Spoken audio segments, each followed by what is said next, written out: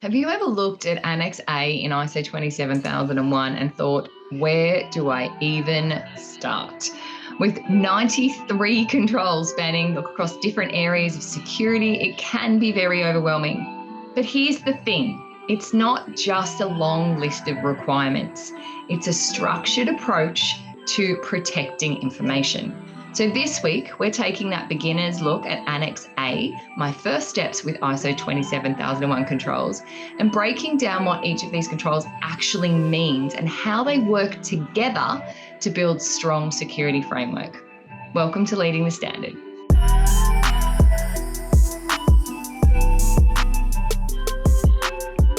Hello, I am Kelly Taylor. As always, I'm thrilled to have you join Jackie Stapleton and I for today's conversation. Last week, we explored whether IT experience is essential for working with 27001.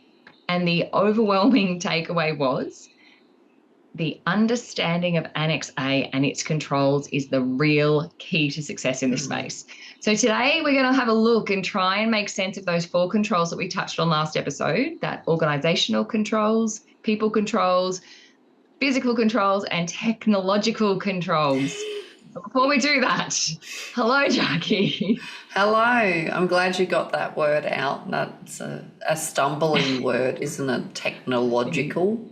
It is. I think I got that word out and my voice struggled along behind it. So I'm going to see how many times I can make you say it in this episode. Wonderful. At least I can pronounce it. We're going to get whether I can actually get it out. Acknowledging the elephant in the room. We're trying for a different audience today with my voice. We'll see how we go. We'll see how Jackie might be doing a lot more talking than me, which is not unusual, despite what my father might tell me. Okay, let's move along before it does disappear on me completely. So, Jackie, last week we tackled the big question, do you need IT experience with 27001? And what we learned was that while IT knowledge can be helpful, understanding Annex A and its controls is what really matters. So this week we're continuing that journey and focusing entirely on Annex A. And instead of looking at what's included, we're going to break it down into something practical because that's what we do best, and how these controls fit together with how they help protect information. So as everyone knows, you've spent years working across standards like 9001, 45, 14, etc. But Annex A is a whole new world. What made you want to dive deeper into this topic, and why do you think it's such an important follow-up from last week's discussion? Well, I think you touched on it, is that when we did ask that question last week, do we need IT experience? Annex A, or, some of the elements of Annex A came up, but remember, you're still making me write these on 27001. So I do not apologise. And I think initially you wanted me to do it for the whole month, but so far I've done 2. It has been interesting, and I think I was a little bit scared, digging into Annex A because I really hadn't. I knew it existed, but I hadn't sort of gotten into the detail yet. So, that's why I thought, it was a great second topic to talk about, but remembering it's coming from I call it a beginner's perspective. That's why I think it's called the first steps or something with Annex A. But I suppose it's not a complete beginner's perspective. I'm coming from the perspective of an existing experienced ISO professional in other standards. So I guess there's probably a lot of us out there asking the same question, like, do we tag on ISO 27001? Because, it is becoming one of those standards that you think, that might be worth, adding into my tool belt, because, a lot of businesses are exploring that. So that's why, I'm being open and honest here. I do not audit in 27001, so I might not have those client stories, but I think the advantage here is that I am coming from the perspective of an ISO professional and using some of those transferable skills and trying to look at it from that perspective. And possibly as a beginner, I do come from a different angle and break it down. So, and I know I mentioned this to you, Kelly. Obviously, we have broken this down well because this morning I was contacted by QB, Quality Business Magazine, and the head guy there, he's the editor, he's also a 27001 auditor. He said, this was an excellent article, Jackie, and they want it in their magazine. So I'm a little bit scared because now there's going to be an article in the magazine that I've written on 27001 Annex A controls, but I don't audit in it. But here's the thing, and we did have this conversation before we started recording, and look, we're not even into our usual schedule. As you're saying that to me again now, I think you've just answered our question from last week, because last week our question is, do you need to have experience in 27001 to audit 27001? Maybe to audit, not to write about it. Clearly what you have done has demonstrated some understanding and knowledge enough for them to want to publish an article on it. So That's right. Find out exactly why they wanted you to publish this article. I know you enjoyed last week and writing all of that. So let's jump into your short answer. I know you did another poll on this, so I'm keen to hear more about that too. Yeah, I didn't get much uptake on that poll like I did the week before, so I don't think I referenced it in the article. I can't remember, to be honest, because I'm a couple of weeks ahead in articles. But I think George did. You might want to bring up maybe the Lead the Standard article, because I don't have it up in front of me. Dr. George Thomas, he's our 27001 SME. I think he did contribute to that, but I don't have that in front of me. Sorry, Kelly. If you can get that up, I'll go through the short answer and then you can dive in with whatever I said in the article. Does that work? It does. Thanks for putting me on the spot. I appreciate it. No, that's all right. That's all right. Because I don't have it in front of me. And as you all know, if you're listening to this, the podcasts are based on our Lead the Standard articles. So Kelly's just bringing that up now. But my short answer, as Kelly said, I needed to share, is so obviously after writing the first beginners 27001 article last week, or the week before, the big thing that came up was some curiousness regarding Annex A. So, and that was like the key thing that's quite unique to 27001. It is a long, intimidating list, possibly intimidating, of 93 controls, but they're actually broken into 4 key areas, which is really helpful to break it down. So the 4 key areas are, first off, organisational controls. So I see this as the bigger picture. So these controls focus on policies, risk management, ensuring security is built into how organisations actually operate. Then number 2 is people controls, because obviously security isn't always just about technology, okay? People are still involved. So this category covers things like training, responsibilities, making sure everyone understands how to protect information. Then the third one is physical controls. So again, this isn't digital. Security isn't just digital. So this sounds really simplistic, covers things like locked doors, secure server rooms, making sure unauthorized people can't physically access sensitive information.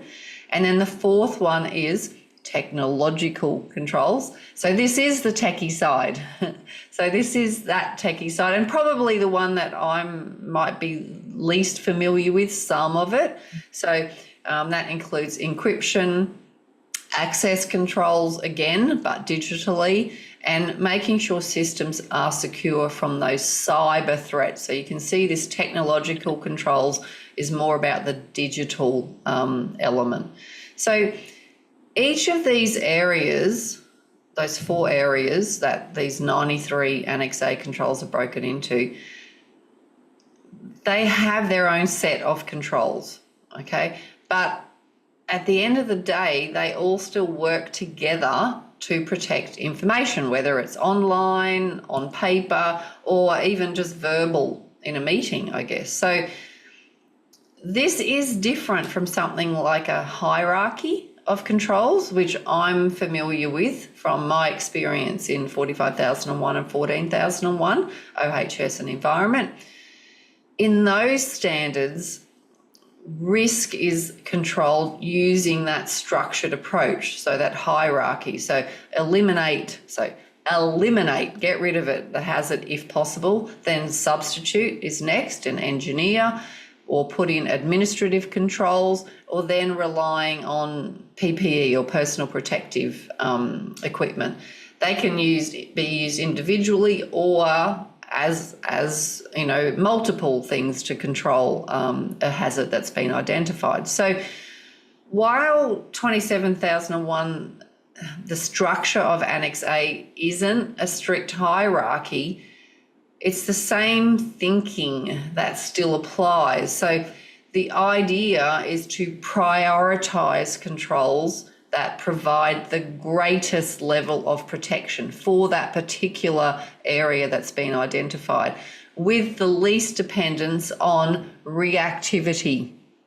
So while it's not strictly referenced, that hierarchy, those 4 areas still all work together. You could have multiple areas, but as I said, it is about prioritising the controls that have that greatest level of protection.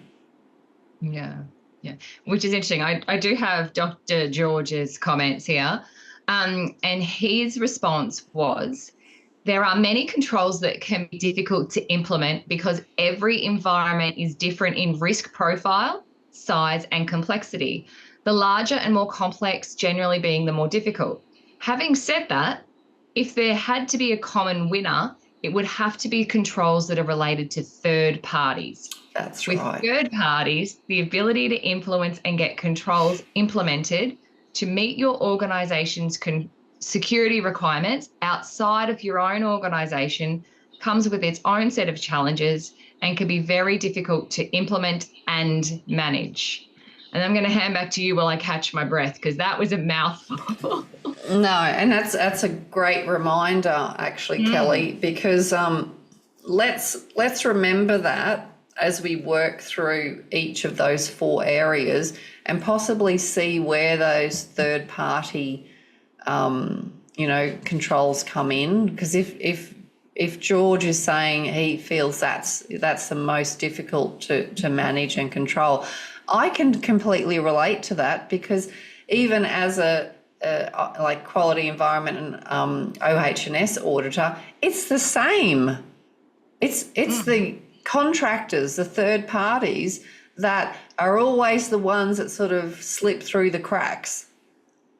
You know, you have your own systems in place for your own employees and people that are there every day, but it's when it's these third parties come in and you're contracting or subcontracting, that's where, some of that control is lost. So it is a continuing theme.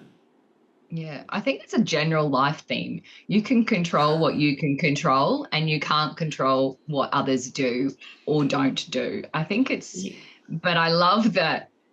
I'm having a nerd moment. I love that it is, again, that connection between ISO and life. And that's something I've realized that I'm learning a lot over the last, 30-something episodes, is how much ISO, while it is a structure, does reflect everyday life. And I think you're right, be very mindful of, as I said, what you can control, you can control. You can't control what others do. You can try, you can give the guidance and the guidelines, but you need to have those steps, processes, etc., in place to kind of be prepared and be very aware of it. So I'm looking at the first topic, and I can already see a couple of red flag light bulb moments where this might apply. So I'm going to hand back to you to start talking us through topic 1. Okay, let's do that. So at the intersection of, and obviously I'll backtrack a little bit. In the Leader Standard article, obviously I had a model that I included with the 4 sections. So obviously if you're watching this, you'll see it, because I'm sure our video editor will add it in. So this is actually what I'm referring to, because I'm saying at the intersection of physical controls and organisational controls, because these all work together, okay, there is something that I call policy development. So that includes information security policies. So these are the rules and the guidelines that an organisation follows, or they develop and create and implement and follow to keep information safe. It's sort of like a playbook. It's a system. Okay, this is what we're here for, management system. So you build the system with these rules and guidelines, right? Then that will include some risk management framework. So in that will be a plan where you identify and deal with any potential risks. Obviously, this is to the security of information. So just like within any management system, you do have that risk management framework of, okay, what's the potential that can go wrong here with regards to security information or information security, and then what are the controls that we can put into place. And then supplier relationship management. So here's the third party element that Dr. George was mentioning. So he felt that the third parties was the hardest part to manage. So underneath this policy development, it is all about ensuring that these third parties or suppliers actually follow these policies and standards that you put in place. Okay, and then finally, it's all about business continuity. So you should have some planning in place as well to keep things running smoothly if something unexpected happens. So this is like, you know, like some sort of cybersecurity issue. So just to recap, I suppose, of the 4 elements that I talked about there under this policy development, which is sort of a combination of physical controls and organisational controls. It's actually your system. It's your ISMS, essentially, your framework that you've built as to, well, what have we identified is a security risk? What are the controls we're putting in place? What are the policies, procedures that we have in place to manage this? And then it's, whoops, something slipped through and we've got an issue. What's our response to that? And when I talk about that, instantly I've got my quality environment OH&S hat on, and I say something similar with that. I say we do all of this proactive stuff. We identify hazards, we put controls in place, we build our system to manage it. But I always say, whoops, something's gone wrong. That's your non-conformance. Okay, something either slipped through the cracks that you didn't identify could be a potential issue, or a process wasn't followed, or it's something completely new. So you still have to plan for that unexpected in that, control of non-conformances area. And this is what this policy development is about, in that business continuity in the instance where something unfortunately does slip through the cracks. Yeah. I don't know if anyone watching can see this. I have pulled out my copy of 27001 as Jackie was talking through this. Before I go through what I discovered as that, I want to highlight the word you said, or the words you said then, that I think is absolutely pertinent to this standard is something new. So in 27001, expecting the unexpected and expecting something new and unknown entirely, I feel the risk of those is much greater in this standard than anything else, because technology is changing so quickly and people are becoming so clever at how they manipulate systems, et cetera, but also I think a lot of people are becoming, I don't want to say blasé or immune, but I think people just kind of, there's this trust and we're so used to technology now that we do believe a lot of everything that we see to be genuine. So we kind of, well, I say I'm the complete opposite. I don't check an email. Like my mum sends me messages on WhatsApp from links and I'm like, Mum, I'm not opening that because I don't know what it is. But she's happy to send it to me. But I think, that for this is really, really important. I did go off topic, but I grabbed, as you were talking, I grabbed my standard, and I don't normally do this when we're recording because I knew as we were talking through, we weren't going through these in those 4 sections of the controls. But as you were reading through these new 4 little subcategories that you've come up with, what you've broken these physical and organisation controls down into that policy development. I have organisational controls open on this page, and if I turn over 2 pages, I've got physical controls. But straight away, I was able to read through that list and go, okay, that relates to information security. Oh, that one relates to risk management. Oh, that's a third party. Oh, that's just business as usual, business continuity. So other than working on the course development for this, I haven't looked into this in any depth.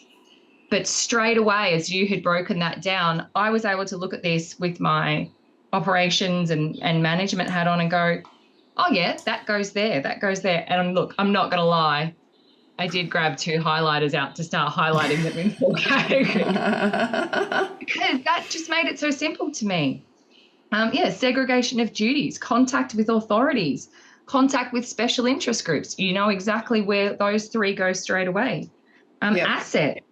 And they're just some of the organisational controls, protection of records, documented operational processes. It's really easy to think of them in that context rather than. Okay, I'm glad. That was. And look, now we know why they want to print your article. So let's see if that theme continues as we go through, because I'm changing careers, Jackie. Sorry. No, I know. Yeah, and like I was actually a little bit scared to put this out there that I might sort of be attacked by 27,001 experts, but maybe coming from it. Maybe because I did break it down, and I'm coming from as I said, perspective of still an experienced ISO professional. Maybe it does break it down simply. I know this process helped me, but I didn't know whether I was going completely. Rogue? That's the word I was looking for. It's funny because as you were saying that there was a specific type of people from a specific standard that I thought, they would absolutely dig a hole and put you in it. But I'm thinking of George. I just want to highlight right now, if anybody sees any of our content with George is absolutely not what you would expect from an information security specialist. Sorry, Dr. George. I need to give him credit for all of the hard work that he's done. He is brilliant. He is fun. But he absolutely embraces our naivety in this space. And I think having those conversations, I feel like a lot of these IT people are very similar to that. All the people in the information security space, they have their I'm very serious at work hat on, but they are so happy to share and hear people's thoughts and opinions because this impacts everybody every day. So true. Outside of just the ISO space. Sorry, I've gone off on a tangent. Don't do that.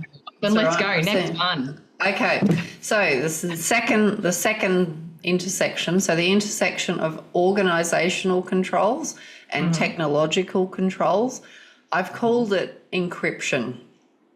Okay, so this includes data encryption at rest and in transit. So this means protecting data while it's stored. So that's at rest. And while it's being sent from one place to another, which is obviously in transit. So it's not just, while it's safe and sound and, it's being stored, you also have to think, okay, we're moving it now. We're relocating. It needs to stay safe there as well. And this is all about ensuring so no one can access it without permissions.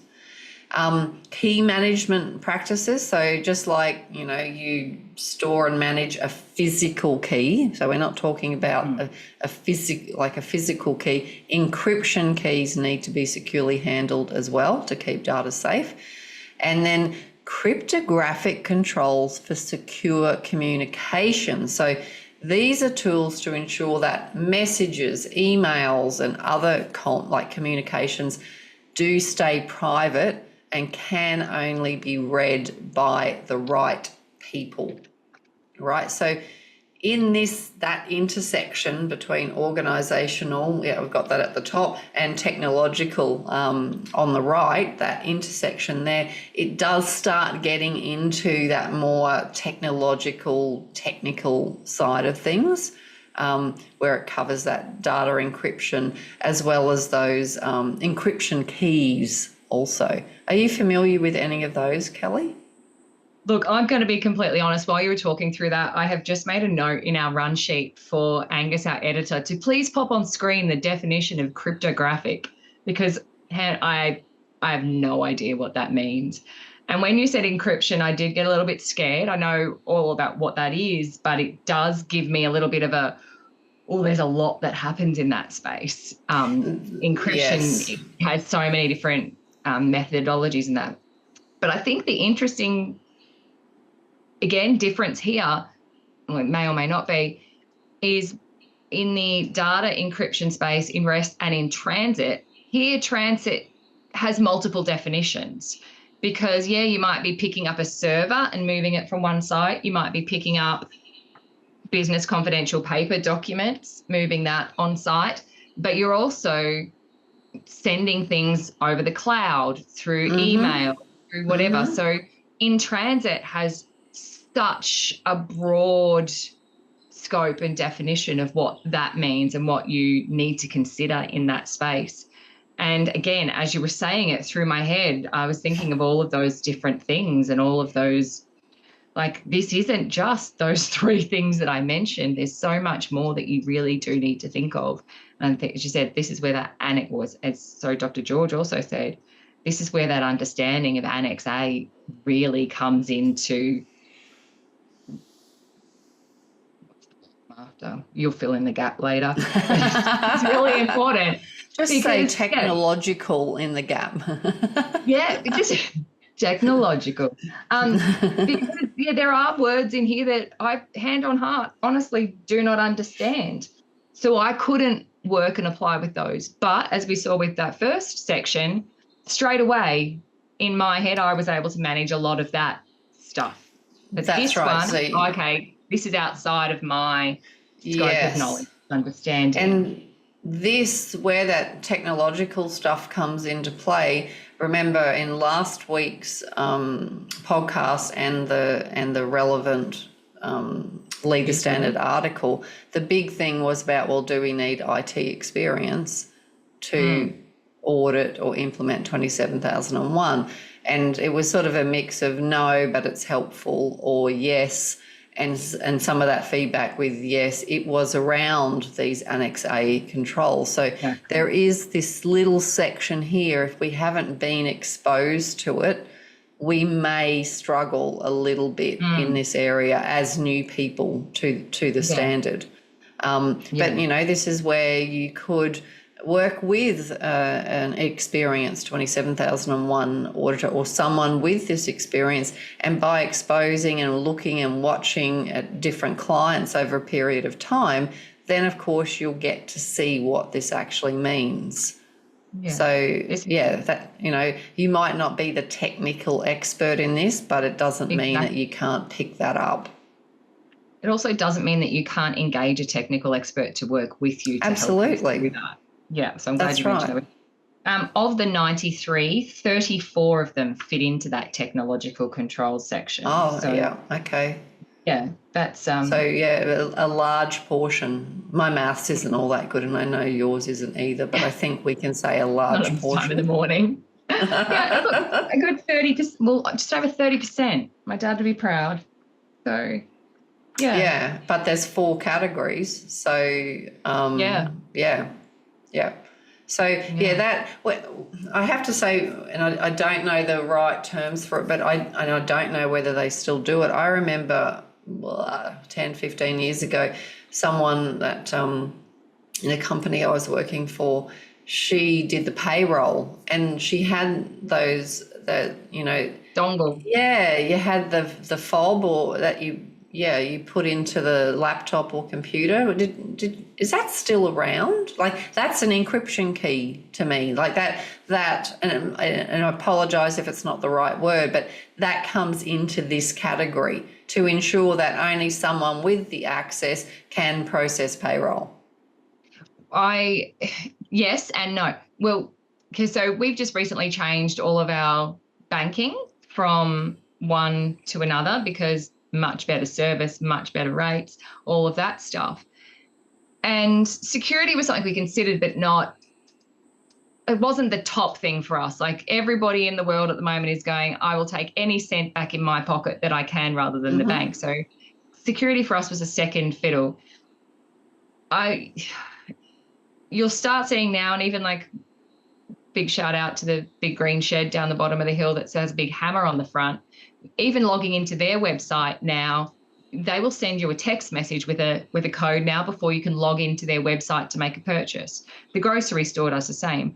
But this bank, I have to have a completely separate app that when I make a transaction, it will send a text message to say, is this you? And I will reply with the number, type that in. But then it triggers the app. And then on the app, I have to read that and mention, yes, this was me. It's a pain in the neck, absolutely. But, oh, my God, do I feel so much better about the fact that I know that I have to go through 3 things to send money to anybody. Or we have joint accounts, like most couples do. If one of us spends money on the joint account, we get a notification to say, was this you? Are you aware of this expense? Yes, no. It's a good husband tracker.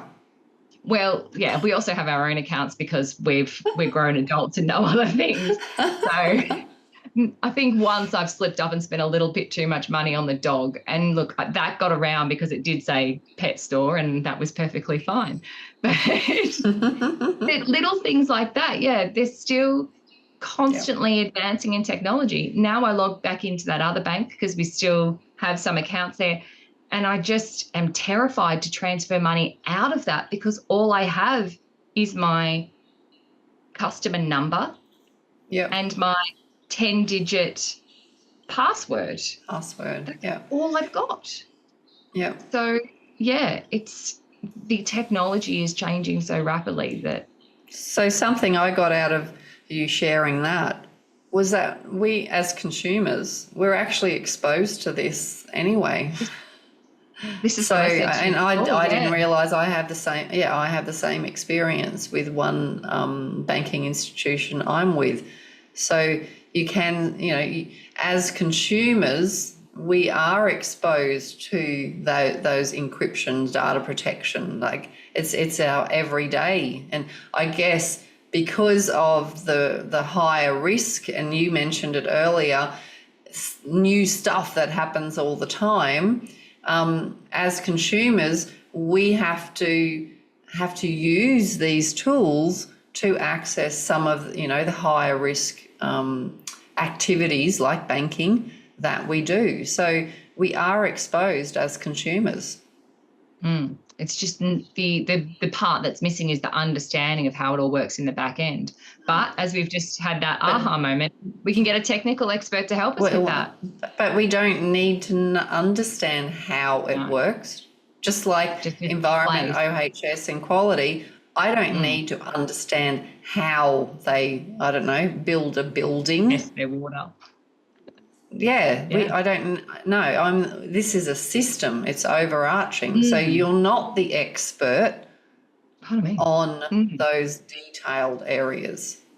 Okay, I know Dr. George, our SME, he's an expert in 27,001 systems, but he's also like a doctor of all of the things. yeah, and he's an ethical hacker as well. Yeah. So Dr. George goes around and ethically tries to hack into systems. So of course he needs more detailed knowledge, and he does have it, but that doesn't mean, within 27,001, we don't need that level of technical expertise that Dr. George has.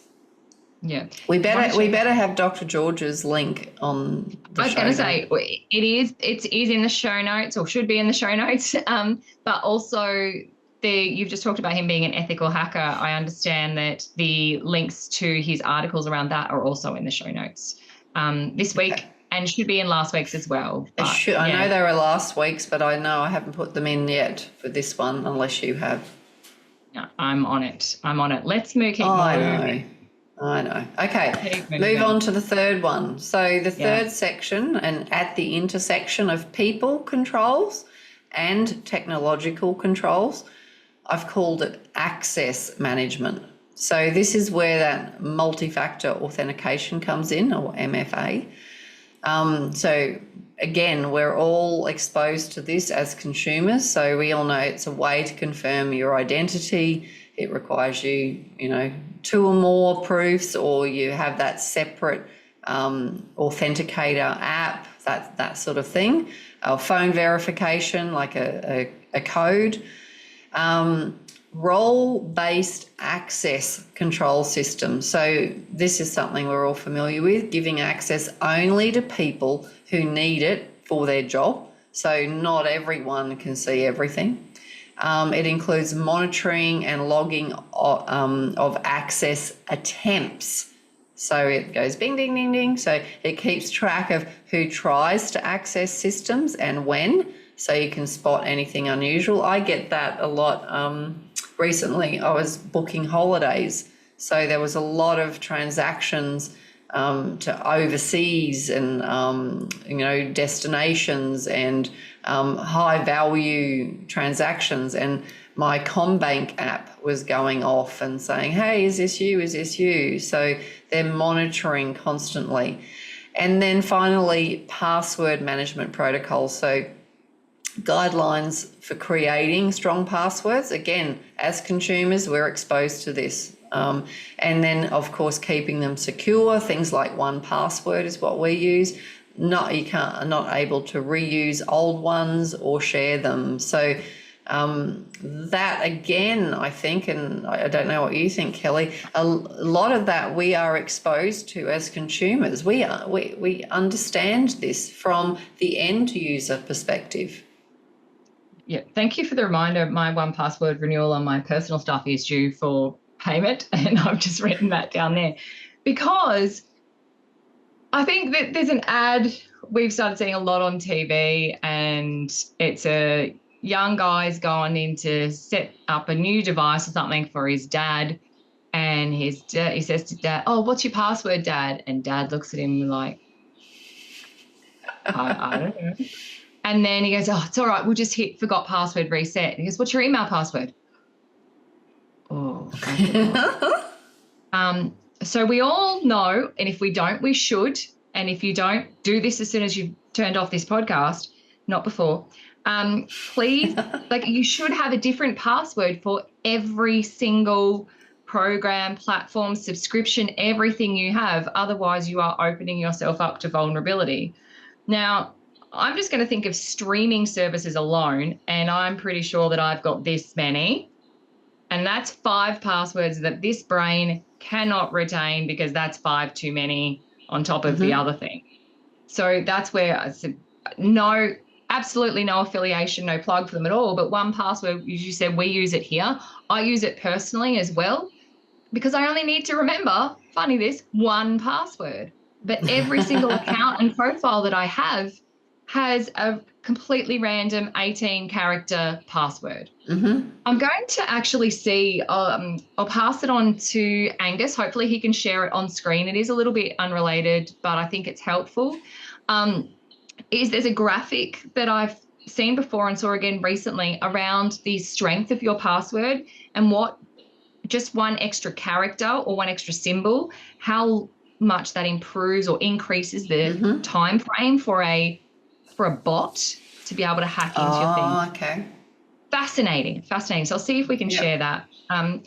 But again, you've got here, like you said, that monitoring attempts. We had that the other day. We were changing credit card details on Meta. The bank kicked us out because it was a different place. We've got staff all over the country, not where our office is based. So again, the banks were saying to us, or platforms even say to us, sorry, that's not Southeast Queensland. So we've had that problem with our Sydney-based staff a couple of times. Again, role-based access. And we've had rapid growth in our team. And as you were talking about that, I'm thinking, well, we had quite broad access for everybody because it was a small team. We're still a relatively small team, but we are much bigger than we were. And already I've written down here, okay, maybe we need to review different people's access to different parts of the system rather than having a blanket one-size-fits-all solution. So you can see here already how all of these things that we're talking about, again, are constant. Just like everything else in every other standard, we need to be monitoring and keeping on top of these because things change, things grow. And as I said, this space grows so quickly, changes so quickly. We really need to be on top of this. And I'm so glad that we have these in place already. That's right. But as you just highlighted, well, you put them in place, but they need monitoring because, that's a very good point that like you set up the different access points for different staff, but are they still current with the team changing? It's not a set and forget. And I'm also going to ask, so my 83-year-old mother, her password notebook, that's a no-go. She has this green notebook, and she was visiting once and she lost it. So all of her passwords she has written in this book. She found it, I think, the next day. It was shoved down the side somewhere, but she's got all of her passwords just handwritten in a notebook. Look, I'm going to be honest. That's possibly safer than online these days, really, isn't it? Who's going to be going through and picking up a piece of paper to look for something online? It's just an old green notebook. Someone's birthdays. It's all okay. It's funny. I did get something similar yesterday. I was like, okay, interesting. But I'm loving this conversation today because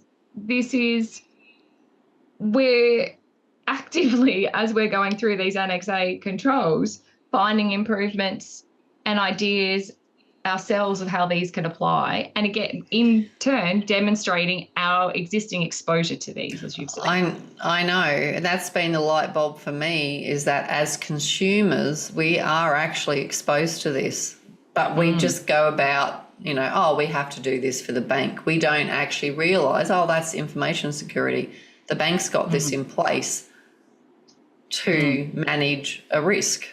So that goes back to that first section of policy development between organisational and physical controls. And so they've set their system, they've identified the risks, and they've put these controls in place. Yep. And we're not even done yet. We've still got one last one. We have. Okay.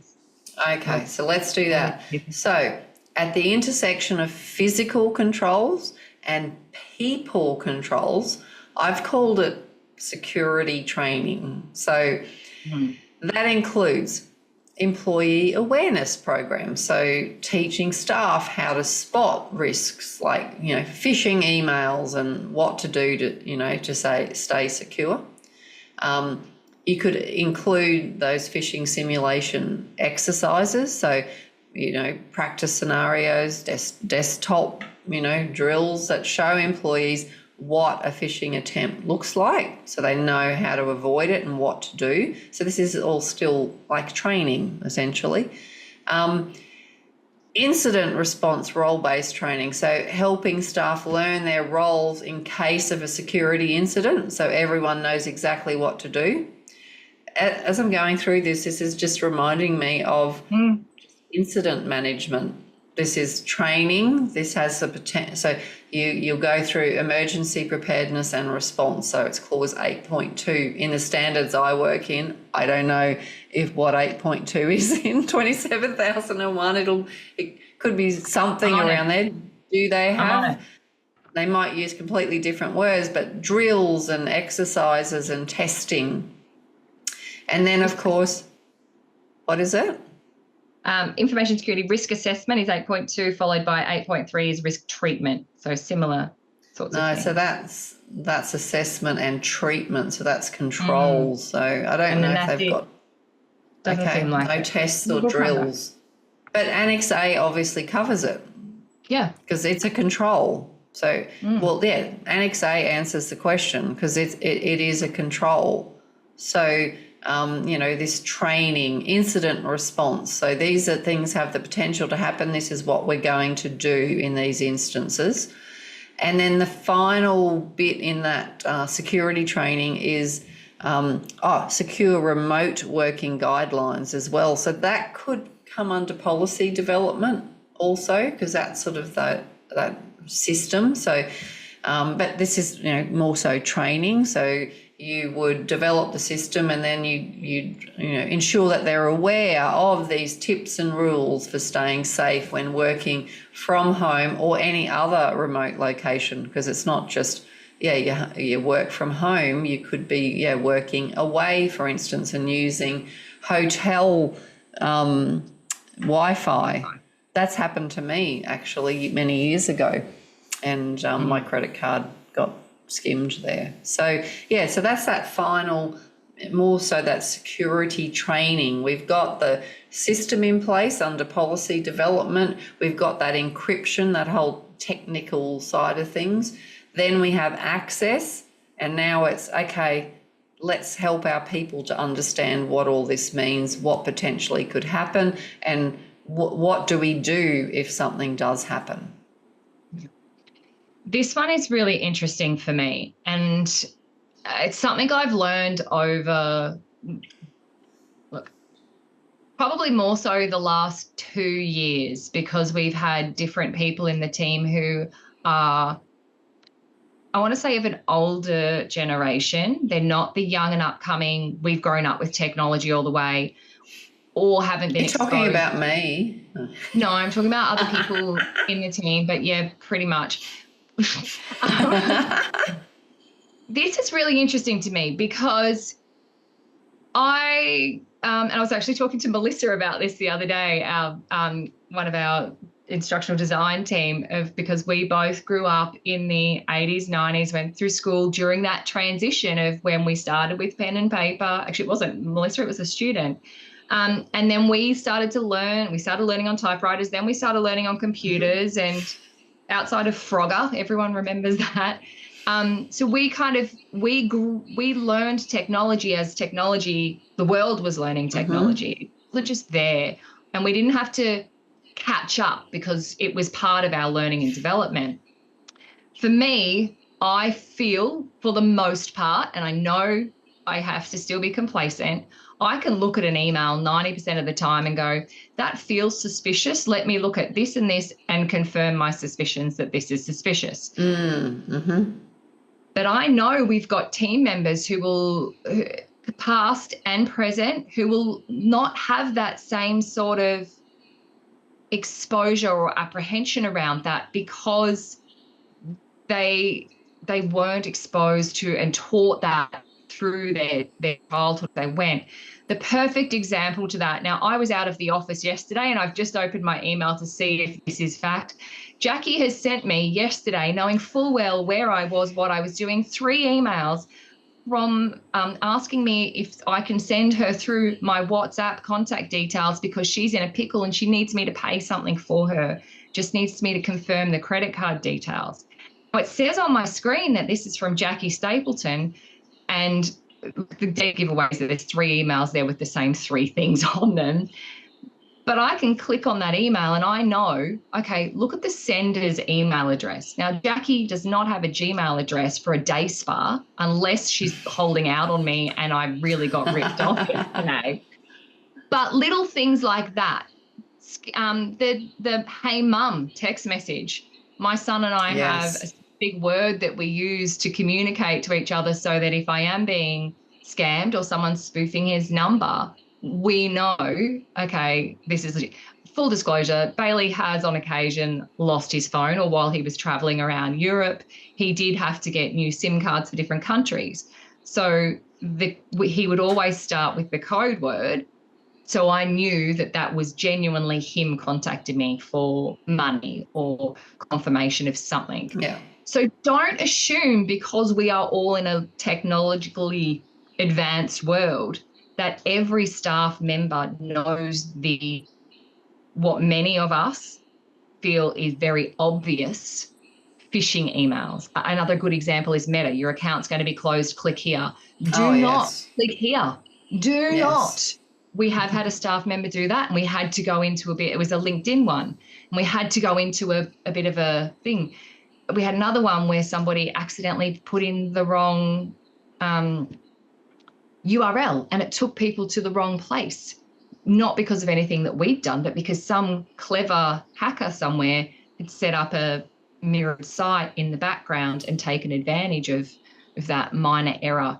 So employee awareness programs here, as we said, really need to be maintained and monitored. And I've actually started introducing those into our induction program. We've got a new team member starting in a couple of weeks, and part of that, thankfully, her history appears that she would be right across this, but I don't want to take any chances given the role that she's going to be doing. So I've found existing content and courses that I'm going to make sure that she is across before she gets access to those systems. So don't assume just because of the remote digital world that we're all in that everybody understands these obvious apparent risks, because they're not obvious or apparent to everybody.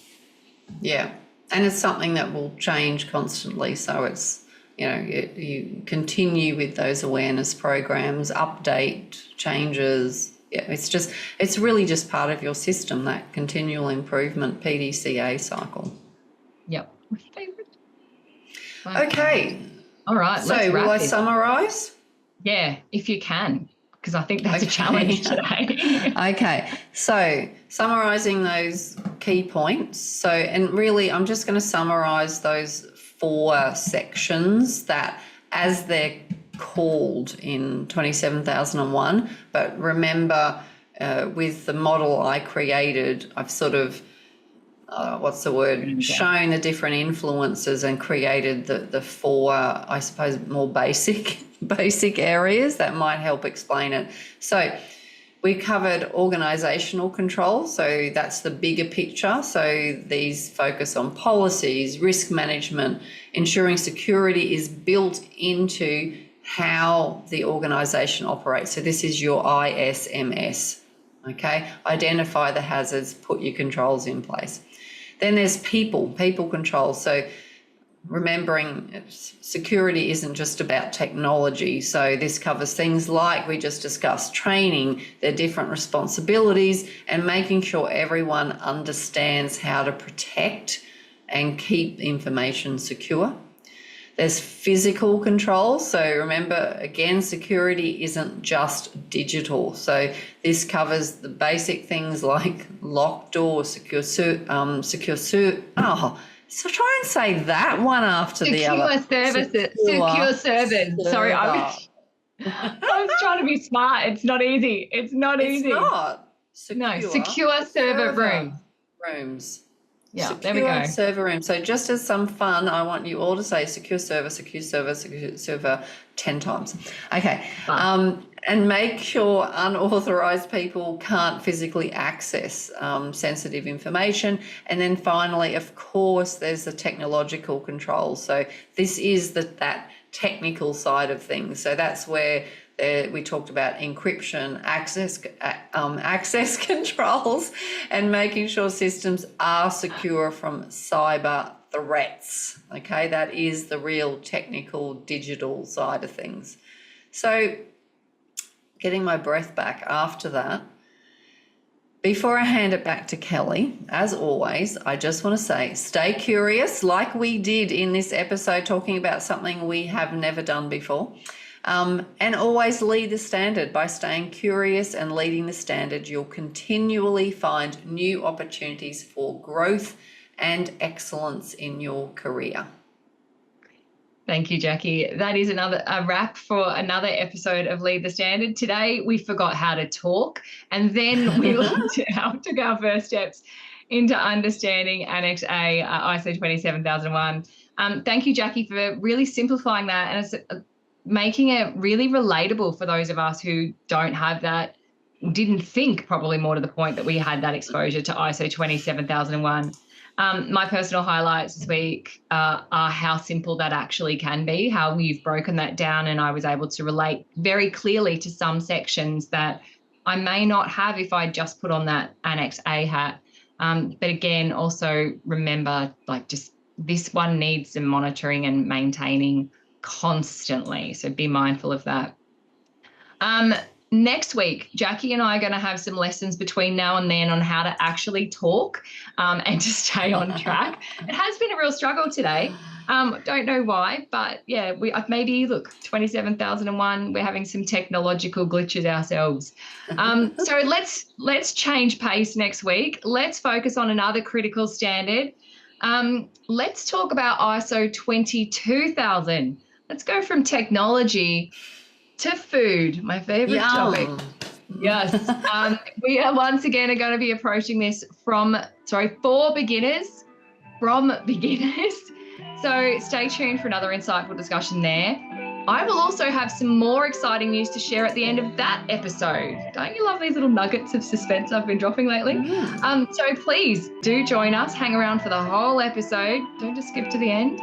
But until then, thank you for listening. As always, don't forget to subscribe, share this episode, leave us a review, check out all those links in the show notes. Today there will be absolute gold.